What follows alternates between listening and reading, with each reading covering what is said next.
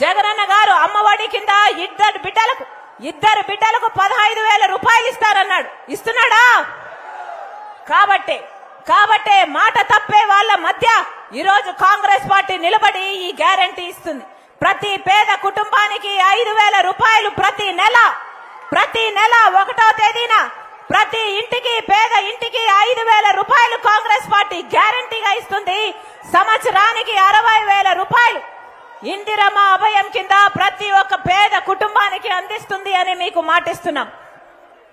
పేదరికం నిర్మూలం కోసం అసమానతలు తొలగించడం కోసమే కాంగ్రెస్ పార్టీ ఈ నూతనమైన ఆలోచనతో ప్రతి ఇల్లు గడవాలని, ప్రతి పేదవాడికి అండగా నిలబడాలని ఈరోజు ఇందిరమ్మ అభయం కింద ఇంటింటికి 5,000 రూపాయలు, సంవత్సరానికి 60,000 రూపాయలను కాంగ్రెస్ పార్టీ ఆంధ్ర రాష్ట్ర ప్రజలకి గ్యారంటీగా ఇస్తుంది.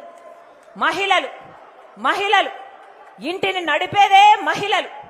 ప్రతి ఇంటికి భార్య, ఇంట్లో ఒక తల్లి, ఇంటిని నడిపేదే ఆ తల్లి అయితే, ఆ భార్య అయితే ఎన్ని త్యాగాలు భర్త కోసం, బిడ్డల కోసం ఆ మహిళ ఎన్ని త్యాగాలు చేసినా ఎవరు తనకు కిరీటం పెట్టరు.